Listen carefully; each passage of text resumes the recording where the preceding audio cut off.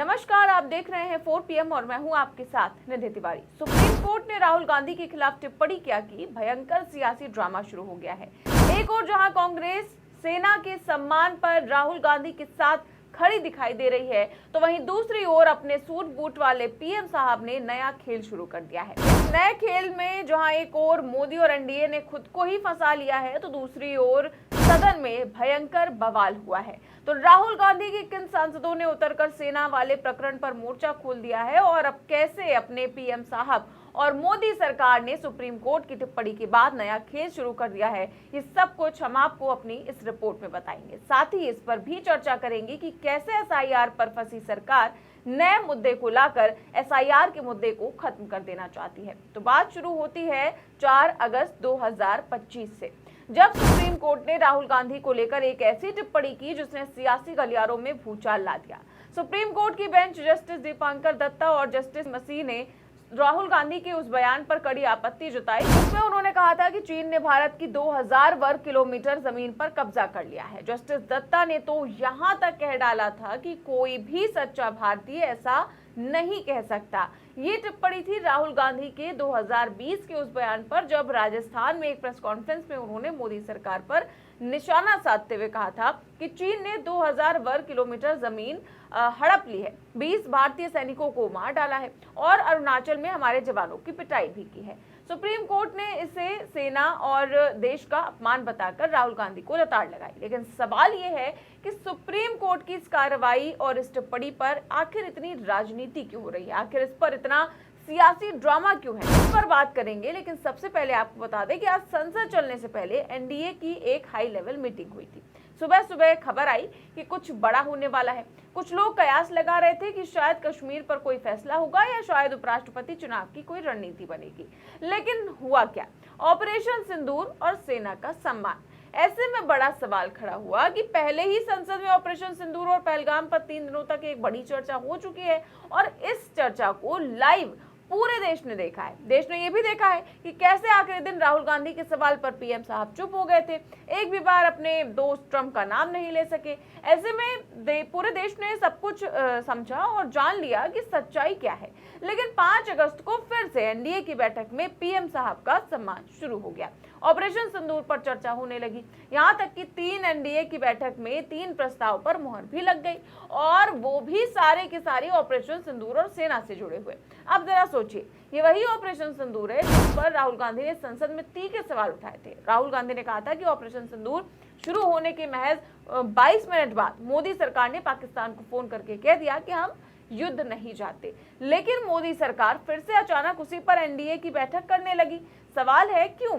आखिर मोदी सरकार को ऐसी कौन सी जरूरत पड़ गई कि उसको फिर से ऑपरेशन सिंदूर और सेना के सम्मान पर चर्चा करनी पड़ गई? जवाब कांग्रेस के सीनियर लीडर जयराम रमेश की ओर से आया है। जयराम रमेश ने मोदी सरकार की पोल खोलते हुए एक नया टर्म गढ़ दिया है, डीडीएलजे नीति। जी हाँ, ये वही डीडीएलजे है जो आप सोच रहे हैं, दिलवाले दुल्हनिया ले जाएंगे। लेकिन जयराम रमेश ने इसका अलग ही मतलब निकाला है। मतलब है कि डरपोक, ढीली, लापरवाह और झूठी नीति। उन्होंने सोशल मीडिया पर एक लंबा चौड़ा पोस्ट लिखकर मोदी सरकार को आड़े हाथों लिया। जयराम रमेश ने कहा कि मोदी सरकार चीन के साथ रिश्ते सामान्य करने की कोशिश कर रही है, वो भी तब जब ऑपरेशन सिंदूर के दौरान चीन ने पाकिस्तान को J-10C फाइटर जेट्स और PL-15 मिसाइल्स जैसी घातक हथियार प्रणालियां दी थी। इतना ही नहीं, lieutenant general Rahul R Singh ने 4 जुलाई 2025 को खुलासा किया था कि चीन ने पाकिस्तान को भारतीय सैन्य अभियानों पर लाइव इनपुट भी दिए। फिर भी मोदी सरकार चीन के सामने घुटने टेक रही है। ये है इनकी तथाकथित 56 इंच की छाती। जयराम रमेश का ये पोस्ट अब मोदी और उनकी एनडीए सरकार की पोल खोलने के लिए काफी है। खुद पीएम मोदी ने एनडीए के बैठक में इस बात की पोल खोलकर रख दी कि असल में ऑपरेशन सिंदूर पर चर्चा नहीं होनी थी, बल्कि सुप्रीम कोर्ट की टिप्पणी को राजनीतिक रूप से भुनाना था। हिंदुस्तान लाइव ने पीएम मोदी का जो भाषण लिखा है, उससे साफ जाहिर है कि सेना के अपमान पर सेना के सम्मान को भुनाने की कोशिश की थी। देखिए, लिखा है कि प्रधानमंत्री नरेंद्र मोदी ने मंगलवार को एनडीए संसदीय दल की महत्वपूर्ण बैठक के दौरान गलवान घाटी में हुई झड़प पर कांग्रेस सांसद और विपक्ष के नेता राहुल गांधी की टिप्पणियों को लेकर उन पर तीखा हमला बोला। यह हमला सोमवार को सुप्रीम कोर्ट की कड़ी टिप्पणी के बाद आया। राहुल गांधी के बयानों को बचकाना और लापरवाह बताते हुए पीएम मोदी ने कहा कि कांग्रेस सांसद देश के सशस्त्र बलों और राष्ट्रीय सुरक्षा को कमजोर करके अपनी राजनीतिक कब्र खोद रहे हैं। पीएम साहब ने विपक्ष पर कड़ा प्रहार करते हुए कहा कि विपक्षी दलों ने ऑपरेशन सिंदूर पर चर्चा की मांग करके गलती कर दी। उन्होंने अपने ही पैर पर कुल्हाड़ी मार ली। अब पीएम मोदी के इस बयान के बाद हंगामा मचा हुआ है। कांग्रेस सांसद मणिकम टैगोर ने सुप्रीम कोर्ट की टिप्पणी पर पलटवार करते हुए कहा कि हम कोर्ट की टिप्पणी के खिलाफ सवाल उठा सकते हैं, लेकिन हम ऐसा नहीं करेंगे। तो वहीं दूसरी ओर प्रियंका गांधी ने भी साफ कर दिया कि राहुल गांधी कभी भी सेना के खिलाफ नहीं है। उन्होंने तो बस सरकार की नीतियों पर सवाल उठाए जो देश की सुरक्षा को कमजोर कर रही हैं। लेकिन मोदी सरकार को ये कहां बर्दाश्त कर सकती है, उसको तो बस मौका चाहिए और सियासी ड्रामा शुरू। वैसे ये सब कुछ सिर्फ इसलिए हो रहा है क्योंकि इसके पीछे एक बड़ा खेल है, वो है एसआईआर के मुद्दे से ध्यान भटकाना। जी हाँ, सरकार किसी भी कीमत पर ये नहीं चाहती कि एसआईआर पर चर्चा हो, जबकि विपक्ष संसद शुरू होने के बाद से ही इस बात की मांग कर रहा है कि सदन में एसआईआर पर चर्चा होनी चाहिए। आज भी सदन में इसको लेकर के जबरदस्त हंगामा हुआ। विपक्ष के सांसद एसआईआर पर मांग को लेकर बीच बेल में आकर के नारेबाजी करने लगे। इसके बाद लोकसभा अध्यक्ष ओम बिरला ने सदन की कार्रवाई को स्थगित कर दिया। तो ऐसे में साफ है कि सरकार सुप्रीम कोर्ट की टिप्पणी को हथियार बनाकर मोदी सरकार, राहुल गांधी और विपक्ष को घेरने की कोशिश कर रही है। तो सवाल यह है कि क्या ऑपरेशन सिंदूर पर एनडीए की दोबारा बैठक और उसमें पीएम साहब का एक बार फिर से सम्मान और सेना के सम्मान का बयान ये नहीं दिखाता कि ये एक नया सियासी ड्रामा है? अगर सरकार सच में संसद की कार्रवाई चाहती है तो एसआईआर पर चर्चा क्यों नहीं करवाई? सरकार क्यों नहीं विपक्ष के सवालों का जवाब देना चाहती है? इन सभी सवालों के जवाब में आप क्या सोचते हैं, हमें कमेंट बॉक्स में जरूर बताएं। चैनल को सब्सक्राइब भी करें और ज्वाइन भी करें। नमस्कार।